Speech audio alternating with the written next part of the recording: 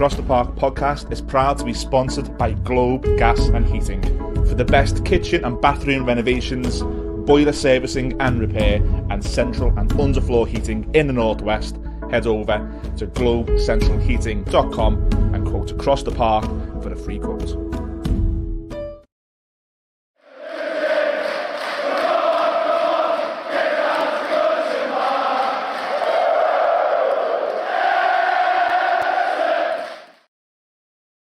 Hello and welcome to a special episode of Across the Park podcast. It is the big match preview. One thing I'm not quite happy with is that intro. Let me just see what I've got. Maybe something a bit more relevant.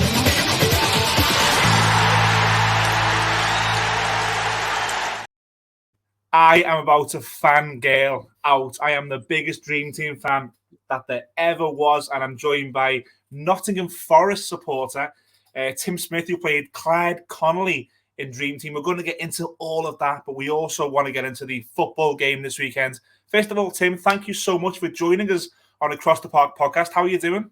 I'm great, mate. Thank you very much for having me. No, it's an absolute pleasure. Let's firstly talk about football.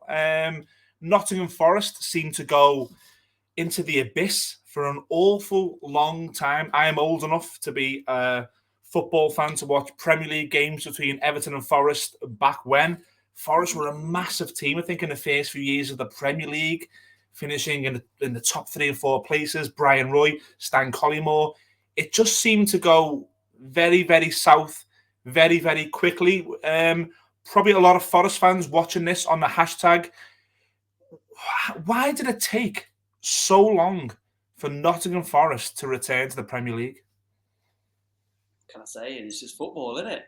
You know, it's just football. It's the way it goes. You know, there's nothing certain in football, is there? There's no God-given right for any club to be, you know, at the top. So why would it be for Forest? And we've seen many clubs go down. I saw a link. It was like the original kind of league, the original professional football league, and some of the clubs that were in that. You know, I think out of all of them, it was probably only Aston Villa, I think, that was still like one of the original kind of football league clubs, professional league clubs in the first division that was still there. So, you know, why would it be Forest sort of like 3 or 4 decades in the Premiership? You know, who knows what the future holds for Forest? Who knows what the future holds for Everton? You know, who knows? Like, we'll see, won't we? I think with money and what have you, obviously it's changed the game a bit. And I have to say, I think the money in football has took my love away from football somewhat over the years, because when I grew up being a Forest fan, you know, as a kid, there was a lot of local players. The community aspect of the club was huge.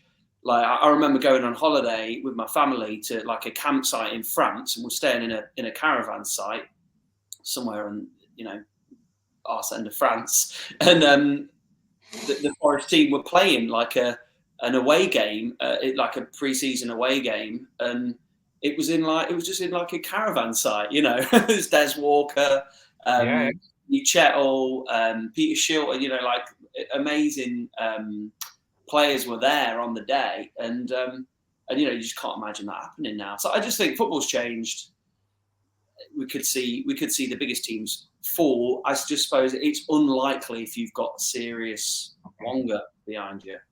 And Forest haven't had that for a long time, so maybe that's why. Yeah, look, and there's loads of Forest fans. Yeah, go on, man.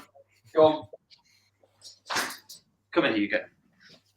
Here we go. This is the dog, man. Not my choice of dog. Anyway, carry on, Ian. Sorry.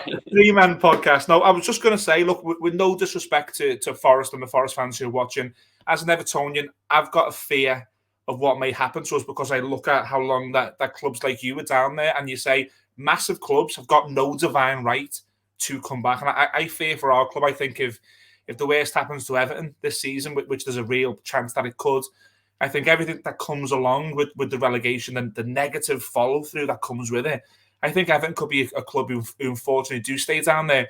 The question I'm trying to get to is whilst you were down there as a massive, massive club and a massive support base, Was there a real frustration? If so, how long did that last? Were you always, was there an anger at being down there?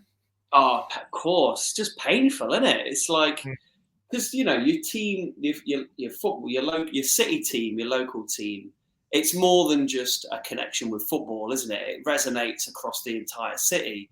Like, you look at my other half of the family are all Leicester fans. Yeah. So, there's a big divide in our family, Leicester Forest. Leicester had some amazing years. And then, only, 15, 20 miles down the road, what was it, 6 years ago now, 5-6 years ago, like the euphoria across Leicester when they won the league, it's just unreal. And it just does so much for the city.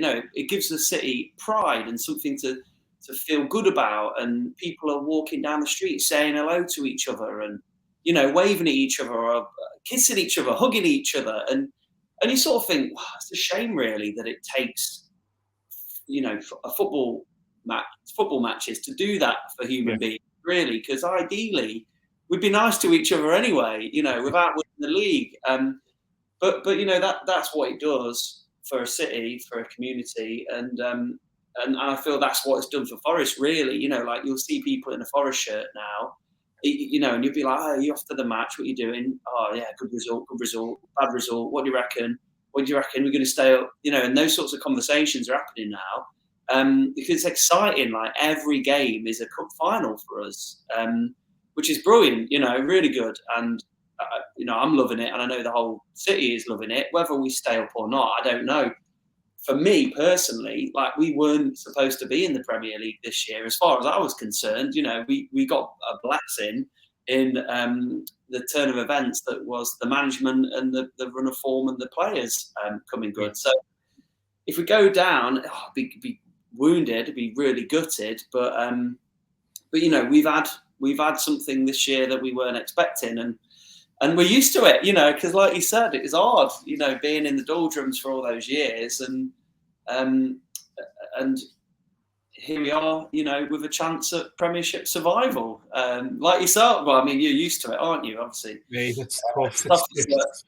It's tough. Just to stick with Forest before we get into the actual game itself. From the outside, without speaking for everybody else, to watch the amount of players that you signed in the summer was just, I was thinking, this is like poop or but like it's shit or bust, basically. It's either going to work or it's not going to work. And I think come the end of May, we'll find out if that's the case. But as a Forest fan, were you sort of watching this going, this is too many, or was it on the contrary quite exciting? Oh, it's great. It's like Christmas Day every day. You'd read the next player that's coming in, the next player, and then you'd get a player in like Lingard, and you'd be texting your family going, "Bloody hell! Like this is like an England international." Signing for Forest, albeit the speculation behind who knows what deals are being done, but really that doesn't matter, does it? You don't go to Mackie D's and think, "Oh, I wonder which shareholder has just bought out a certain." It's like business at the end of the day. It's how it works. So, if you're gonna, you just have to accept that football, like I said, it's a money game. It is the way it is. If you're gonna, you have to accept that's the way it is. And for me, I was just loving seeing the players come in. Did I feel bad for the players going out? Well, yeah, of course. But a lot of them were on loans. A lot of them were coming up to the end of their contracts.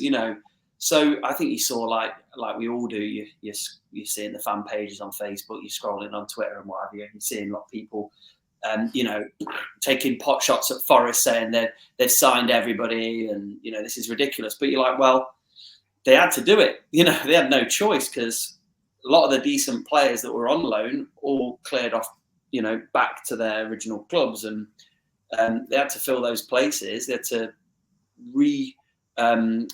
kind of refill the squad from a lot of the players that were coming to the end of their contract. Some of them, with all the best will in the world, they just weren't Premiership players. So we had no choice. We had to do what we've done.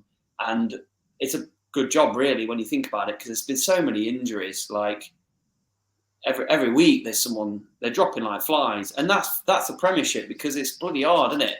Like And my father-in-law, the Leicester fan, was saying to me, every week he's, the Premiership's hard. He said, it's such an hard league, every game it's so hard. It's so hard to get results, so hard. And that's like it's ringing in my ears every week.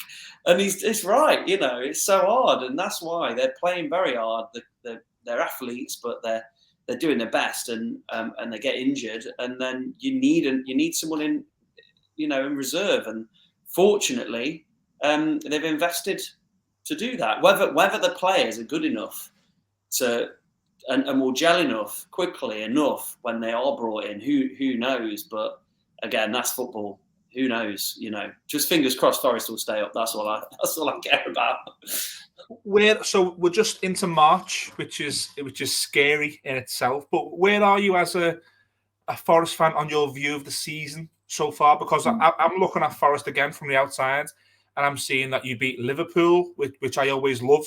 I see you draw with Manchester City, fantastic result, and then I see West Ham put 4 past you. And from the outside, it seems quite inconsistent. But again, how do you feel your season's gone so far?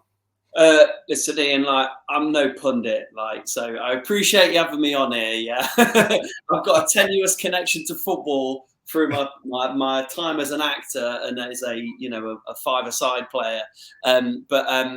But yeah, from my perspective, as I say, every game is a cup final. We've lost some games that you'd have hoped that we'd have won. We've drawn and done well in games that we never dreamed of winning or drawing in. It's so hard. Who knows? If we can get a result against you at the weekend, then that will be seriously significant. But any points, any goals, anything we get is super significant. So I just hope that they can do it, and it's going to be challenging because we're losing players for injuries. But yeah, fingers crossed. There's been some interesting changes, and again, I'm not going to criticise Steve Cooper, because if I see him in the pub, I want to have a pint with him, and I want to shake him by his hand, and I want to get on with him. I don't want to be bad mouthing the guy, because he's done more than any manager. I mean, you mentioned earlier on the glory days of Forest, post Cloughie years, then Frank Clark, obviously putting Forest on the map, taking us into Europe and stuff, which feels like a lifetime. Well, it was a lifetime ago, because I remember that time, and he's done as much since. Cooper has done more than anyone else since that time. So I just hope that we can stay up. That's all. Are the fans still with Steve Cooper? Yeah, I believe so. Yeah, I mean, how can they not be? Because look at what's happened to Forest in the past 20 odd years. They've gone through so many managers, and he's done the best that anyone's done. And what I like about Steve Cooper is you just feel like he's very honest. There's no BS in his team, in his post game chat. It feels like the club, the team, they've gelled and they've respected each other, and there's a good spirit there. Some of that. So just to link back, my time as an actor, and obviously being involved in a make-believe football team. Some of them scenes that we did back in the day in Dream Team, amazing. I see the similar things when you see some of the players posting videos, Lingard dancing around in the changing rooms, just the banter, and I sort of think, I can see it. The vibe in the changing room is there, and you're seeing someone like Lingard who's injured, but he's running off the bench and he's cheering and he's loving, he's loving the kind of camaraderie aspect of it, and you think, well, you can't knock that. It's whatever happened to Forest, they were never going to be flying high. It was never going to happen. It was always going to be a scrap. So here we are, we're scrapping. Big game Sunday, Tim. Massive game. I think it's a game Everton have to go and try and win. I think results have gone against Everton the past few times. We beat Arsenal 2 weeks ago or 3 weeks ago. We beat Leeds 2 weeks ago. Both times that we did that, I think Forest went and got results. You're probably looking at it going, good God, Everton are getting results. Probably a must-win for you. Do you think it'll be a good game Sunday? Yeah, it's nervy. Like, I think Everton, since the changeover in management, and obviously Dyche has done a great job. You know, if with the manager you've got now and the change, I'm reticent to say that we'll get anything from the game. Obviously, we have to. Yeah. Yeah, it's a tough one. Like, Forest have just got to really, really go for it. Like, really go for it, which might open up holes and make opportunities for Everton. It's going to be a great game. I mean, it's a huge game, isn't it? Who knows, man? What do you think? What do you think, man? I think if Everton don't win on Sunday, I think we're in massive, massive trouble. And that's no disrespect to any Forest fans who are watching this on the Forest hashtag tonight. But I just think there's certain games that you have to go and get more than a point from. And I think it's come to now in March.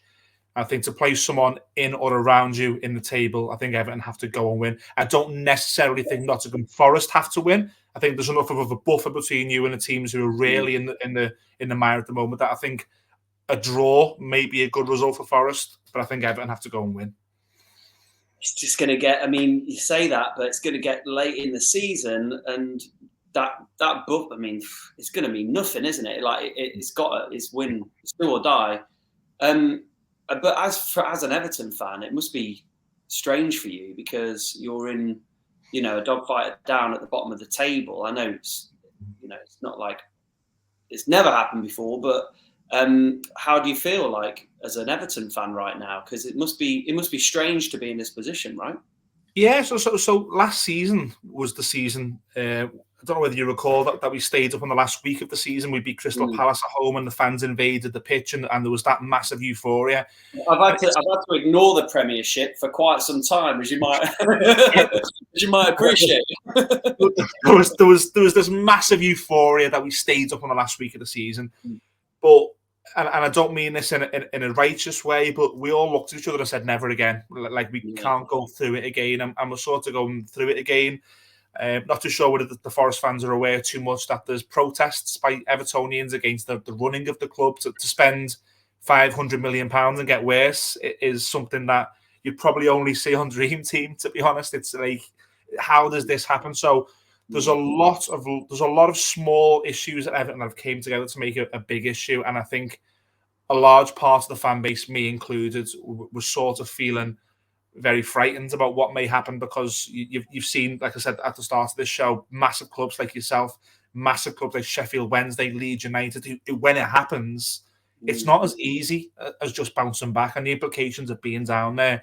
So for me, Tim, really, really scary. I'll end the first part of the show on my predictions for the rest of the season. I think both clubs survive. How do you feel a season will go for Forest and Everton? Do you think it'll be okay? I hope so. I hope so. Yeah, it's just hard, isn't it? Because you look at like the bottom clubs and you just think, out of all of them, like they're all fighting for their lives, aren't they? They really are. And there's been so many results that you wouldn't have pegged. You couldn't have predicted some of the events that have unfolded so far. It's not like any of the bottom clubs are just kind of losing week in, week out, and have lost all hope. So I don't know. I think you keep hearing in Steve Cooper, we trust. We believe in the manager. He's the pro. You trust the process. I feel like Forest will do well this season and they'll stay up. I just think Everton won't go down because they're just like, it just seems like they never will. Like they never will. I'm happy for you. I've got some good Scouse mates, and on both sides, and I feel like they will. I don't think Everton will go down. I hope Forest won't go down, but I think it's going to be kind of edge of your seat, squeaky bum time come last few games of the season, because that's Forest for you. Mate, that's Everton as well. That's Everton as well. Trust me. Look, we've we've just spoke about two of the most successful, greatest, biggest football clubs in English football. I want to talk about another football club that some people may not be aware, but people who are jumping on the hashtag watching it for one reason, the mighty Harchester United dream team. My God, when that show ended, I was having withdrawals on a Sunday night. Sunday night, 8 o'clock on Sky One, watching Dream Team was just unbelievable. I think looking at, I researched a little bit about you today, and I think it was one of your very, very first acting jobs, if I'm not wrong. And you came in around, I think it was around 2002 that you came into Dream Team as a young actor. How does the process go? Do you have to be not just a great actor, but you have to be good at football, I imagine, as well? Yeah, well, with Dream Team was, man, what a great experience it was. To get part in Dream Team, there's two elements to the audition process. One is you go into the park, you play football, and you have to prove yourself as a footballer. The second part is you go into a room and you read scripts and you prove yourself as an actor. So that's the process. I auditioned, I think like 3 years before for Dream Team, and I'd done a few jobs like before Dream Team on kind of various TV shows and bits and pieces here and there. And this particular audition I had was in a studio somewhere in London, and the process for that audition was me having a ball at my feet, and it was I remember dribbling down a corridor, and then chesting the ball a few times, heading the ball back a few times, and that was it. And then I went in and I read in for one of the other characters. I can't even remember. I want to say it was what's his name, Billy O'Neill. Billy O'Neill. I feel like it was that character, or one of the characters around that time I auditioned for.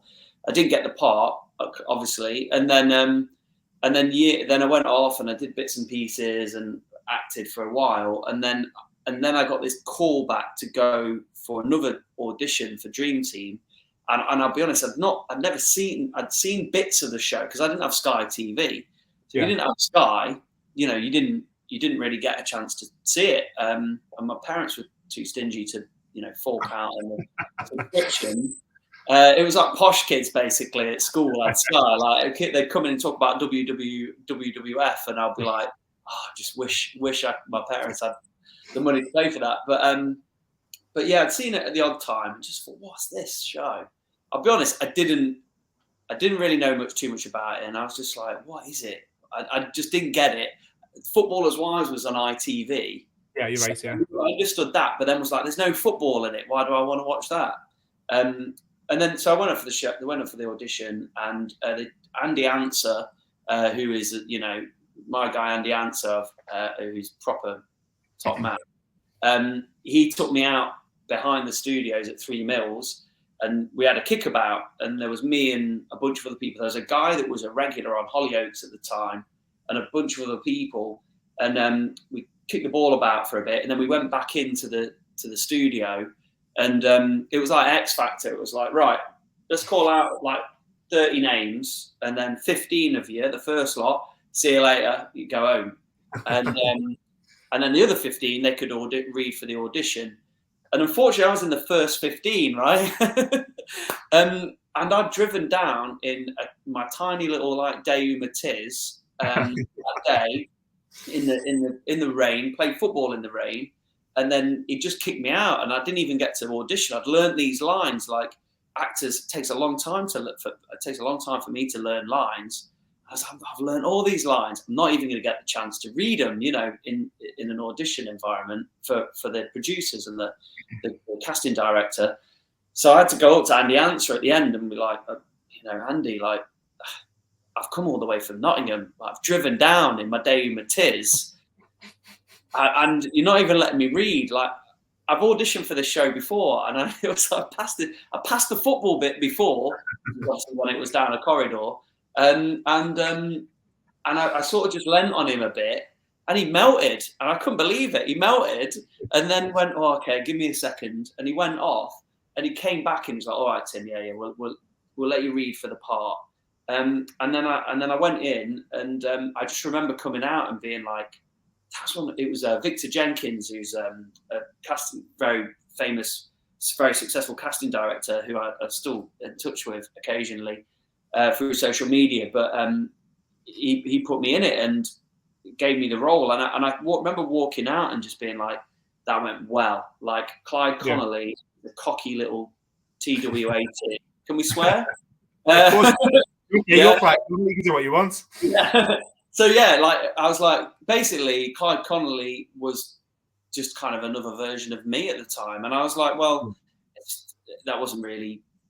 It just felt like it went really well. And sometimes you walk out of auditions like that, and you're like, yeah, if I don't get it, then I couldn't have done any more.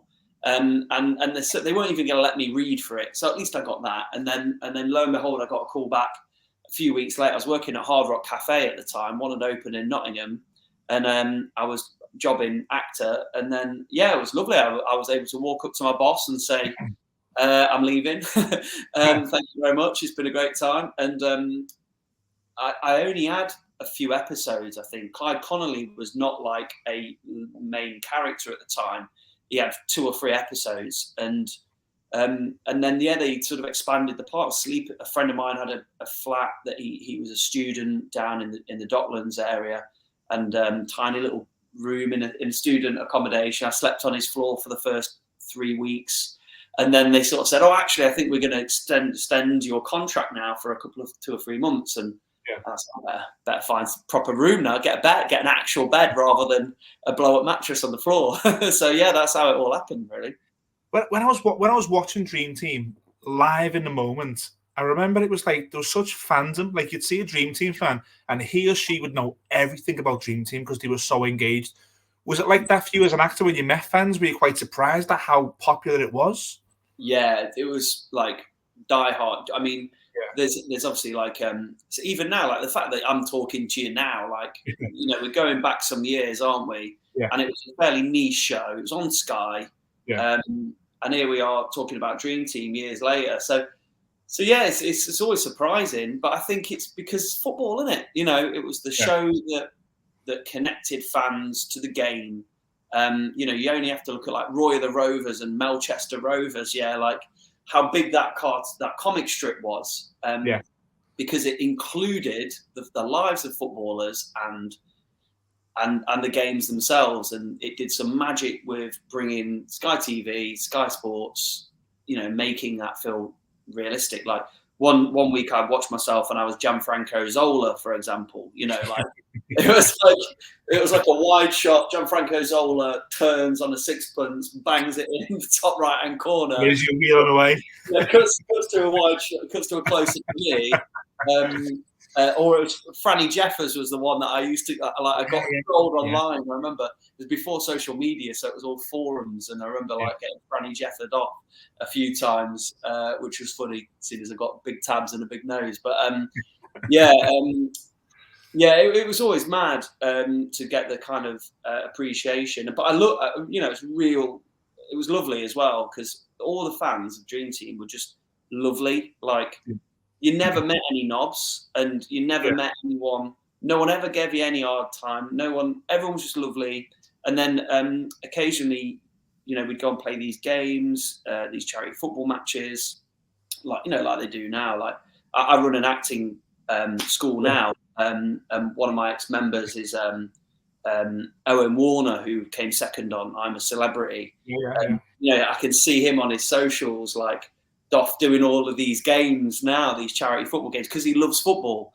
And what a dream it is, to have the opportunity to go to these big grounds, to play at Premiership clubs, to play with Premiership players, like, incredible players, and to meet the fans. And the fans were all great. And when we go to Ireland, for example, it was a huge experience to go to Ireland because fans there, I think they said that, I think the thing was in Ireland, Dream Team was on terrestrial TV there, so you didn't have to have Sky to watch it there. So you go there and it would be like, you know, it was mad. You would be just walking through the street and you'd be mobbed. So yeah, I feel very grateful to have had that experience and to understand now what that tiny little taste of fame was like and have that experience. But also just to meet loads of lovely people and yourself, you know, you're a dude, and here I am chatting to you on your podcast. So thank you for having me. I'm the biggest fangirl of Clyde Connolly. I remember, do you know what? It's without getting too much into the weeds, I had a certain virus I had to isolate on a while back, and I got into a YouTube hole, and it was all the episodes of Dream Team. And I was like, good God, I don't want to get out this isolation. I want to stay up here forever and just watch Series 5, Series 6, Series 7. And you were such a great actor. You probably still are, to be honest. But in Dream Team, you were so great at Clyde Connolly because you felt that young, cocky footballer with a chip on his shoulder who then went through so many journeys and emotions. And just to wrap up the Dream Team and your acting in Dream Team, the Clyde Connolly demise was such a powerful story for anybody who's not seen that. Tim played a young footballer who dealt with mental health issues and took his own life. Now, to play that part, did you really have to strip back and shut down? Yeah, it was hard. It was really hard, actually. And thank you for everything that you said. It's just, you know, I really appreciate that because that's really lovely. And, you know, it's hard to take because you're sort of like, oh, it's a gift. You know, it's so lucky to have had that experience and made so many amazing friends and, you know, real wonderful experience. And as I said, like, it's hard to take because I was just playing a version of myself. You know, it wasn't like I was Gandalf, you know, or like kind of transforming myself. But yeah, you know, it was really hard. I think at the time, like, I didn't realize kind of the impact of that story and what it would have. And I think we live in a different time now.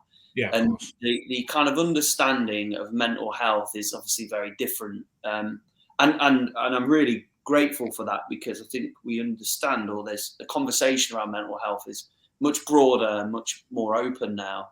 But at the time, it really wasn't. And I remember like speaking to a couple of my mates, and I had one particular mate who I knew was struggling at the time, and I sort of had quite a long, in-depth chats with him prior to kind of performing the scenes and just getting my head around what it was like because I'd not really experienced anything like that before. Yeah, certainly not what Clyde was going through. And yeah, I think going through that and trying to live and breathe that, and I suppose we'd call it method acting. It's how I'd teach it anyway, is just to kind of really feel the emotions, try to relate as much as you can on a personal level, connect to where the character is at and the journey that they're on, and again, relate that to your own life or people that you know. And I was doing that. So that was quite challenging and quite depressing, you know. And not only that, I was leaving a family, you know. Yeah. I occasionally have dreams now where I'm back on the set of Dream Team. It's really weird.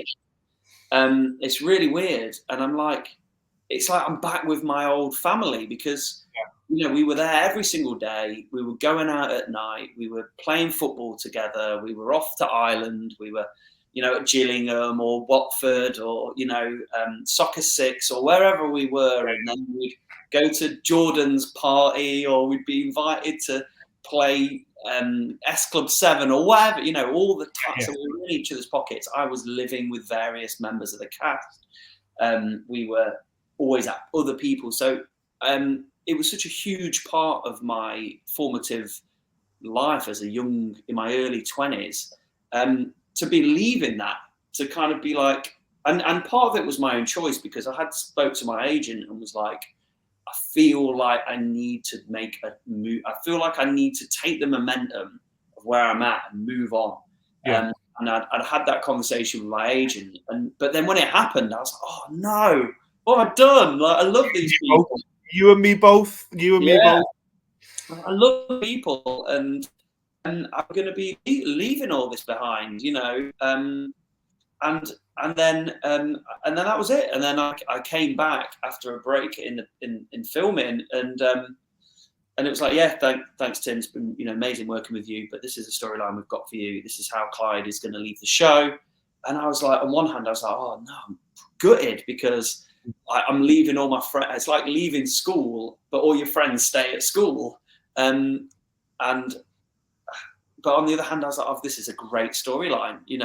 That's what, as an actor, that's what you want. You want to be pushed and challenged. And I'm so grateful for that challenge because obviously, as I mentioned, I teach acting now, and the kind of journey that character went on, that Clyde went on, was something that taught me a lot about acting. And I learned a huge amount about the sort of craft of acting, but also learned a lot about myself. And the whole experience of Dream Team was really a kind of journey of self-awareness. Jane Hewland, top dog at Hewland International, who pretty much gave me that opportunity, who owns Dream Team, all the producers, the writers, the directors, who I'm still in touch with. Had Sean Glynn, who was one of the producers, come and run a class for me the other week. I'm in touch with people from Dream Team all the time. I did the reunion during lockdown. Zoom, yeah, I was watching. Yeah, I was like, I didn't meet. I was over in LA last year because one of my jobs is I produce content for YouTubers now as well. And I was chatting to Ricky. Unfortunately, he was in Monaco while I was over there, Ryan Naismith, so I didn't get to link him up. But I'm friends with a lot of them. And yeah, it's such a blessing to have had that in my life. So, big respect to Harchester United and Dream Team, Sky One. Do you still get Clyde Connolly recognised now? Okay, yeah, occasionally, yeah. Like I did a filming job. So my main job now is like I produce, I teach. I'm a dad. I'm direct. I'm shooting a film in the summer, feature film in the summer that I've written and directed. And I do all sorts of things, but occasionally people will bring it up or mention it, and then, or if people ask me, "Or what have you been in?" and then I'll go, "Oh yeah, I did a few things," and I'll list off a few things I've done. And I'll say Dream Team. They'll be like, "Was that like on Sky? There was Footballers' Wives and there was Dream Team?" and people remember it, but you've got to be of a certain age. So I think it's not going to last forever. People will just it will just fall away. But yeah, like you said, it's all on YouTube now, isn't it? I've not looked at it, so I don't know. But if you do, you'll need to book annual leave for about 3 weeks because you'll be in that hole of just. Because it was cliffhanger. Every episode was the cliffhanger and then the preview for next week. So it was. I miss it so much, mate. I miss it so much.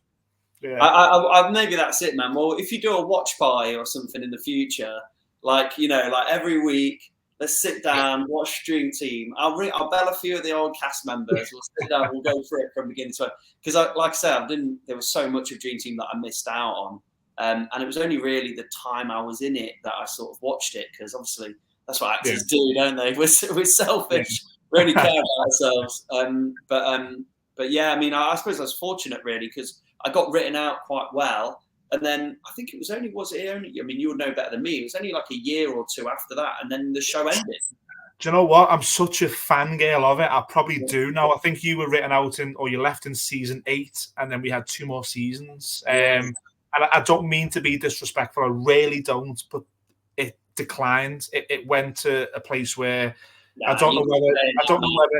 No, it had a new intro video, and the whole cast were removed at the end of season 8, and they tried to sort of. I don't know whether it was trying to compete with the Footballers' Wives or the Hollyoaks and make it more. I don't know what they tried, but it did go after season 8. It did go downhill, and the part you played in that, I don't know if you recall when it was showed on Sky One with the Snow Patrol music when you were on the roof. And yeah. There's a clip on YouTube which I've not shown my kids yet actually, but one day I will. And it's that moment of me on the roof of the Millwall football stadium. Yeah. It was a stunt double who had a really terrible wig. So I went up there with him and then he got on there. But yeah, that's on YouTube as like a little fan video. Yeah. Crazy, man. Oh, Tim, it's been such a pleasure to speak to you about Dream Team and about Everton versus Nottingham Forest. The main crux of the show has to be Everton versus Forest. If you were a betting man and I give you a free bet, what would your score prediction be for Sunday? Well, the way Forest have been playing, 1-0 Forest. 1-0 Forest. I will counter that with a 1-0. 1-0 Everton. 1-0 Everton. It's got to be, Anna. It's got to be 1-0 Forest. But then, I'm not a betting man. Like, if I've got money, then it's going on other things. Than I've got bills to pay. I've got food to put on the table. It ain't going down. Good old, what's it called? Laddies. Yeah. Look, I do think it'll be an interesting game. It's been really, really kind of you to give us your time on it. We're talking about 20-10 on a Thursday evening. It's been so kind of you, Tim, to come on. Well, no, it's been a pleasure. And as I say, thank you for having me on. And maybe, if we're around next season, we'll love to come and chat to you again. Hopefully, we'll be talking, top table chat. European football. The ghost of Clyde Connolly, please. Yes. It's been a pleasure. From myself, Ian Mills, on behalf of the Mighty Blues, and from Tim Smith on behalf of Nottingham Forest, this has been the match preview at Across the Park podcast. Tim, thank you so much again for joining Across the Park podcast. Thank you.